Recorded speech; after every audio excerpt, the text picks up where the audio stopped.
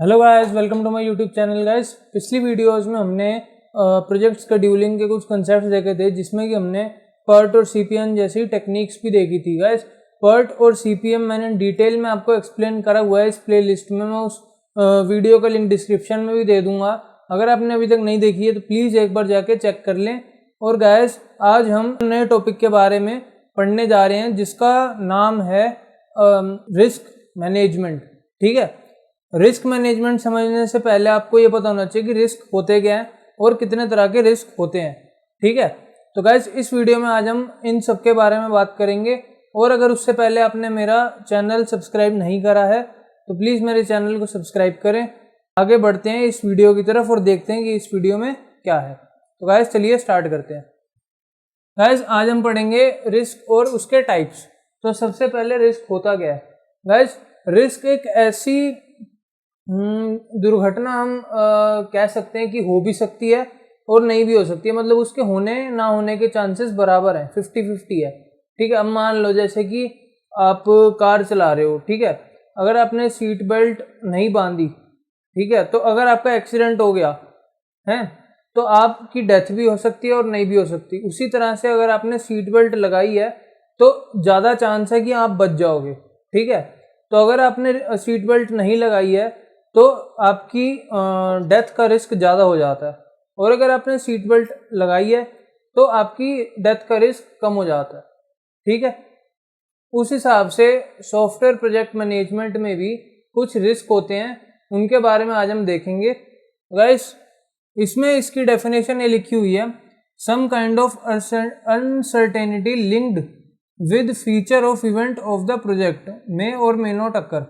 मतलब कि वो एक्टिविटीज जो प्रोजेक्ट बनाते हुए अकर होती है, जिनसे कि रिस्क होता भी है और नहीं भी होता है, तो वो होता है रिस्क सॉफ्टवेयर प्रोजेक्ट मैनेजमेंट की लैंग्वेज में। ठीक है, अब मान लो जैसे कि कोई भी एग्जांपल ले लेते हैं। जैसे आप प्रोजेक्ट बना रहे हो, ठीक है, तो प्रोजेक्ट आपको मिल चुका है ऑर्डर कि हाँ जी मेरे को ये वाला प्रोजेक्ट बनवाना है आपसे।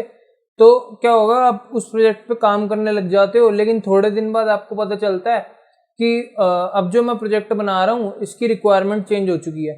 तो वो जो रिक्वायरमेंट चेंज हुई है वो एक तरह से रिस्क होता है कि आपको उसका भी ध्यान रखना पड़ेगा कि अगर इसकी रिक्वायरमेंट चेंज हो जाए तो मैं जो काम कर रहा हूँ उसको कम से कम दिक्कत हो।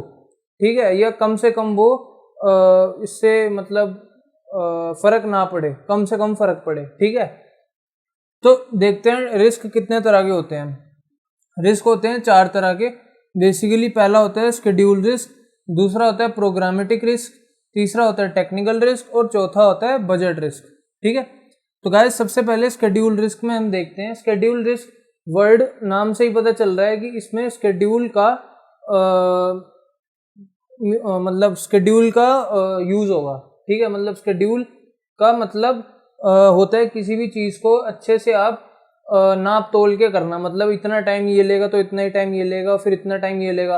तो एक तरह से शेड्यूल आपका बना होता है कि हाँ यार इतने टाइम में मैं ये चीज़ करूँगा, इतने टाइम में मैं ये चीज़ करूँगा। ठीक है, तो शेड्यूल रिस्क क्या होता है कि अगर आप अपने शेड्यूल से हट जाओ, मान लो आपने टाइम टेबल बनाया हुआ है कि हाँ जी आप 5 घंटे के अंदर 5 सब्जेक्ट करोगे, यानी 1 घंटे के अंदर आप 1 सब्जेक्ट करोगे। ठीक है, ये आपका शेड्यूल है। अगर आप गलती से एक सब्जेक्ट को कम टाइम देते हो या एक सब्जेक्ट को ज़्यादा टाइम देते हो तो आपका शेड्यूल हिल जाता है। ठीक है, अब मान लो आप एक सब्जेक्ट को 2 घंटा दे दिया आपने और बाकी के 3 घंटे में आपने सिर्फ 3 सब्जेक्ट करे, तो 5 घंटे के अंदर अंदर आपने सिर्फ 4 सब्जेक्ट करे। वो जो एक सब्जेक्ट है वो आप नहीं कर पाए। क्यों? क्योंकि आपका शेड्यूल हिल गया था। मतलब आपने शेड्यूल का सही इस्तेमाल नहीं करा, तो वो भी एक रिस्क है शेड्यूल बिगड़ने का। ठीक है, तो वही हम इसमें देखेंगे कि प्रोजेक्ट जब हम बनाते हैं तो शेड्यूल रिस्क कैसे कैसे और किस तरह से इफेक्ट करता है।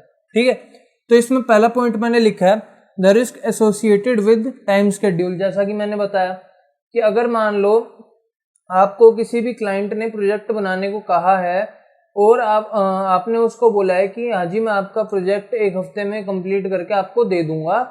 ठीक है, अगर मान लो आपको किसी प्रकार से कोई दिक्कत आ गई, ठीक है, दिक्कत जैसे मान लो कि आप जो काम कर रहे थे, ठीक है, वो काम किसी वजह से देर से हो रहा है, ठीक है, तो अगर उस आदमी को आप बोलोगे, जिस आदमी से जो आदमी आपको प्रोजेक्ट दे के गया है कि हाँ 1 हफ्ते बाद आऊँगा, अगर वो किसी कारणवश 1 हफ्ता 3 दिन लग जाए, तो वो जो 3 दिन का जो गैप है वो भी एक रिस्क हो जाता है कि हाँ यार अगर 3 दिन का गैप हमें आ गया तो दिक्कत हो जाएगी, ठीक है, तो वो 3 दिन का गैप नहीं आना चाहिए।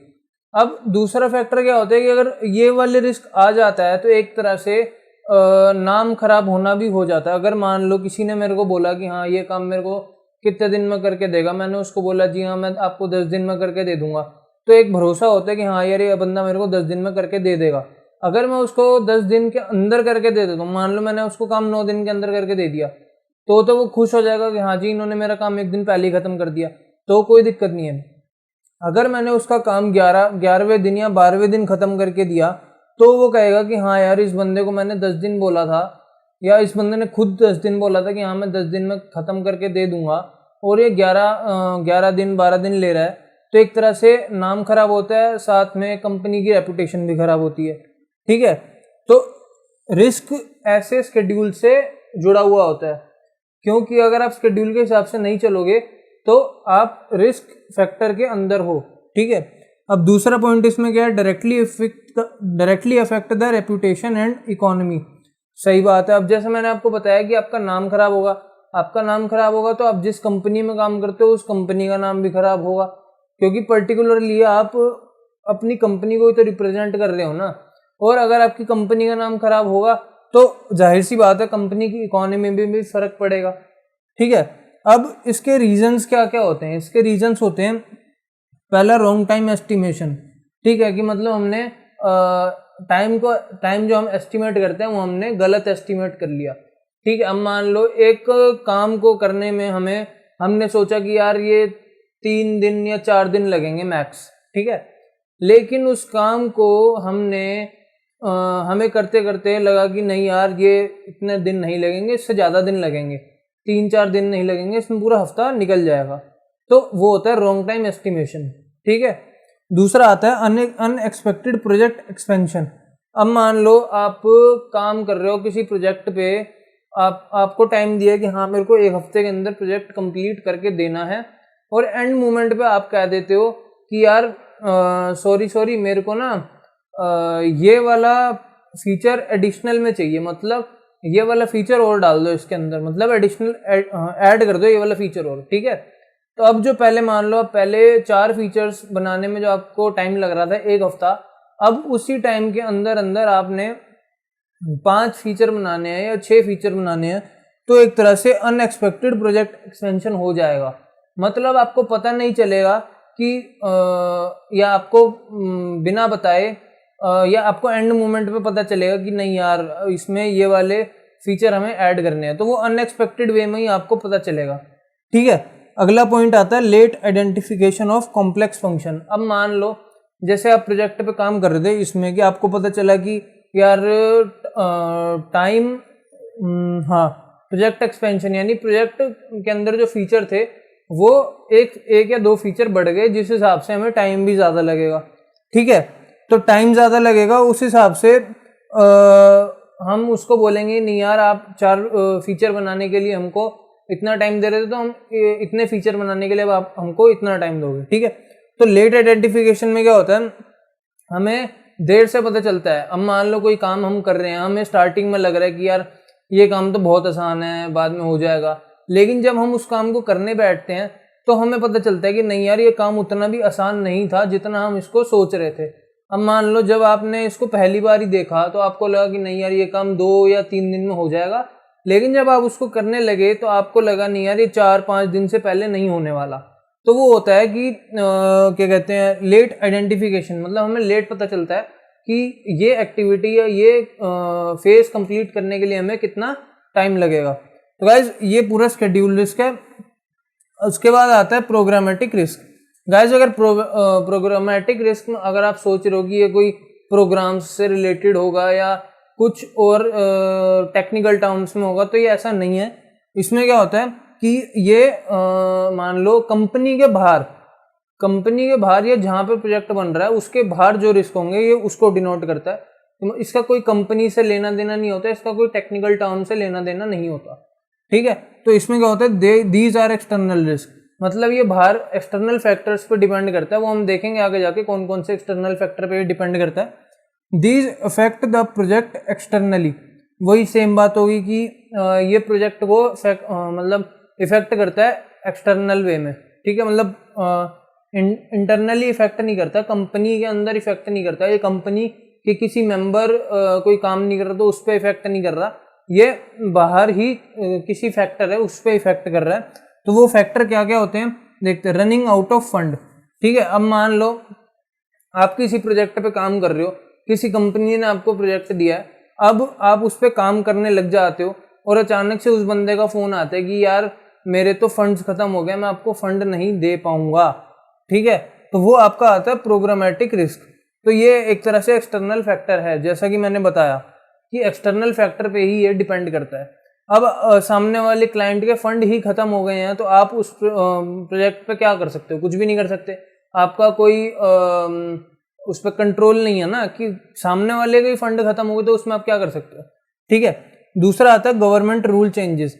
अब मान लो आपने एक सॉफ्टवेयर बनाया जो एक वेबसाइट से काम करता है, ठीक है, या मान लो आपने एक सॉफ्टवेयर बनाया, ठीक है, जो एक गवर्नमेंट वेबसाइट से लिंक है, ठीक है। अब मान लो कल को गवर्नमेंट ने वो वाली वेबसाइट ही हटा दी या बैन कर दी, तो आपका जो सॉफ्टवेयर है या आपका जो प्रोजेक्ट है वो कंप्लीटली खत्म हो जाएगा। मतलब अगर जिस मेन काम है उसका, जो वो गवर्नमेंट वेबसाइट से जो लिंक था उससे जो उसको डेटा मिलता था, ठीक है, वही चला गया, तो अब आपके प्रोजेक्ट का क्या काम है, कोई भी काम नहीं है। तो सीधा सीधा वो भी एक एक्सटर्नल फैक्टर है कि उसमें भी आपका कोई हाथ नहीं है, गवर्नमेंट ने किया जो किया। तो ये आता है गवर्नमेंट रूल चेंजेस में। तीसरा आता है चेंजिंग द कस्टमर प्रायोरिटीज। तो इसमें क्या होता है, अब मान लो कि एंड मोमेंट पे या थोड़े टाइम बाद आपको पता चलता है कि यार कस्टमर की जो प्रायोरिटी थी वही चेंज हो गई है। अब मान लो कस्टमर ने आपको बोला कि मेरे को 4 फीचर बना के दो, जिसमें से आप 2 मेरे को अभी दे दो, 2 मेरे को बाद में दे देना। तो आपने बोला ठीक है, मैं आपको 4 में से 2 फीचर मैं अभी बना के दे देता हूँ, उसके लिए मेरे को आपको कुछ टाइम दो, और जो बचे हुए 2 फीचर है वो मैं आपको बाद में बना के दे दूंगा, ठीक है। तो आपने 2 फीचर तो बना के दे दिए, लेकिन जो बचे हुए 2 फीचर हैं जब वो आप बनाने बैठे तो आपको पता चला कि यार जो कंपनी की प्रायोरिटी थी या जो प्रोजेक्ट बनाने की जो प्रायोरिटी थी वही चेंज हो गई है। मतलब अब जो आप 2 फीचर बनाओगे वो अलग होंगे कौन से 2 फीचर से जो आपको पहले बचे थे, ठीक है। 4 में से 2 फीचर जो आपके बचे थे वो अब 2 फीचर जो आपको मिले हैं उनसे अलग होंगे, तो वो होते हैं चेंजिंग द कस्टमर प्रायोरिटीज। ये भी एक्सटर्नल फैक्टर आता है, इसमें भी कोई आपका कंट्रोल नहीं होता। तो अगला आता है relevant to function of the system and performance. अब गाइज ये टेक्निकल रिस्क है। टेक्निकल रिस्क में मैंने आपको बताया अभी कि इसमें जो भी आप काम करते हो, मान लो प्रोजेक्ट होता है, प्रोजेक्ट में काफ़ी सारे क्या कहते हैं फंक्शन प्रोग्राम्स होते हैं, प्रोग्राम्स के अंदर फंक्शंस होते हैं, तो वो फंक्शन क्या क्या करते हैं, कैसे कैसे परफॉर्म करते हैं, तो उस पर ये सारा आपका रिस्क होता है कि अगर मान लो कोई सिस्टम का फंक्शन ढंग से परफॉर्म नहीं कर पा रहा है या कोई एफिशिएंट परफॉर्मेंस नहीं दे पा रहा, तो उसमें ये टेक्निकल रिस्क आ जाता है। अब इसके रीजंस क्या क्या होते हैं, इसके रीजंस होते हैं कंटिन्यूस रिक्वायरमेंट चेंजिंग, ठीक है। अब गाइस मान लो आपने कंपनी को बोला कि मेरे को प्रोजेक्ट बना के दो, कंपनी उस प्रोजेक्ट बनाने में लग गई, उसमें उसने बड़े सारे फंक्शंस लिखे जो कि सिस्टम बनाने में काम आता है, या जो भी आपकी रिक्वायरमेंट है उस हिसाब से उसने फंक्शन लिखे और वो परफॉर्म भी अच्छे कर रहे हैं। लेकिन आप जैसे जैसे अपनी रिक्वायरमेंट चेंज करते रहते हो कि यार इसमें ये वाला फीचर भी ऐड कर दो, इसमें ये वाला फीचर भी ऐड कर दो, ये वाला फीचर हटा दो, ये वाला ऐड कर दो, तो उससे क्या होता है जो पुराने फंक्शंस होते हैं या जो उसकी पुरानी मान लो एक स्ट्रक्चर होता है वो पूरा हिल जाता है, और उसके हिलने से क्या होता है कि आपका जो सॉफ्टवेयर बनेगा वो ढंग से परफॉर्म कभी कभी नहीं कर पाता। तो वो होता है एक टेक्निकल रिस्क जिसको हम कहते हैं कंटिन्यूस रिक्वायरमेंट चेंजिंग। अब बार बार अगर आप रिक्वायरमेंट ही चेंज करते रहोगे तो जो पूरा सिस्टम है, जो पूरा एक साथ चलता है, मान लो एक फंक्शन है, दूसरा फंक्शन है, दोनों फंक्शन साथ में चलेंगे तो एफिशिएंट हमारी परफॉर्मेंस आएगी। लेकिन अगर रिक्वायरमेंट चेंज के हिसाब से अगर एक फंक्शन तो सही चल रहा है, दूसरा सही नहीं चल रहा है, तो एफिशिएंट परफॉर्मेंस नहीं आएगी, तो वो आता है टेक्निकल रिस्क। अब इसमें टेक्निकल रिस्क में मेन क्या होता है कि मेन तो उस पे होता है, सिस्टम पे होता है कि अगर वो मैच कर गया तो ठीक है, नहीं किया तो आपको ये टेक्निकल रिस्क देखने को मिलेगा। अब अगला आता है module integration. Module integration in the sense, अगर मान लो आपने प्रोजेक्ट बनवा दिया, उसके बाद आप कहते हो कि यार मेरे को अगले अपडेट में ये वाले फीचर्स चाहिए, ठीक है। अगर ध्यान से सुनो, अगले अपडेट की बात हो रही है, मैं उसमें नहीं कह रहा। अगले अपडेट जब वो कंपनी देगी उसको, तो उसमें वो कहता है मेरे को अगले 10 ऐसे फीचर चाहिए इस अपडेट में।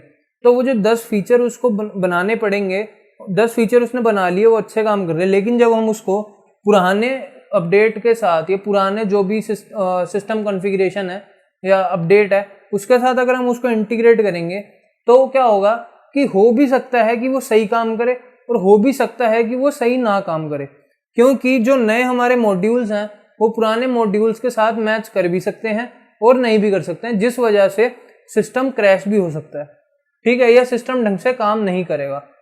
तो ये होता है हमारा मॉड्यूल इंटीग्रेशन में, जो कि आता है टेक्निकल रिस्क का पार्ट। अगला आता है budget risk. Guys, budget risk में क्या होता है कि सिंपल सीधी बात है, आपके पास कितना बजट है, कितना बजट का शेड्यूल है, ठीक है। रिस्क ऑफ बजट शेड्यूल, अगर मान लो आपके पास 50,000 का बजट है, ठीक है, लेकिन आप 60,000 65,000 तक जा सकते हो, तो वो जो 10-15 हज़ार रुपये का जो है बीच का क्या कहते हैं, बीच का जो हमारा है डिफरेंस, वो आपको बजट रिस्क से बचा सकता है। अगर मान लो कल को कोई बंदा आपको कहे कि यार मैं आपका काम 50,000 में कर दूंगा, लेकिन आपके पास 60-65 हज़ार तक हैं उस प्रोजेक्ट पे लगाने को, आप कहते हो ठीक है 50,000 में कर दे, लेकिन कल को अगर वो कहे कि यार मेरी जो मेरे को सामान था वो मेरा महंगा हो गया है, तो अब आपका जो प्रोजेक्ट बनेगा वो कम से कम 60,000 में बनेगा, ठीक है। तो आप कहोगे ठीक है यार, मतलब आपने उसमें क्या किया कि 10-15 हज़ार एक्स्ट्रा लेके चले, अगर मान लो बजट का रिस्क आता है तो आपको कोई दिक्कत नहीं होगी। तो ये होता है बजट रिस्क। अब इसके रीजंस क्या क्या होते हैं, बेसिकली तो मैंने आपको बता दिया कि क्या होता है बजट रिस्क में। पहला आता है रॉन्ग बजट एस्टिमेशन।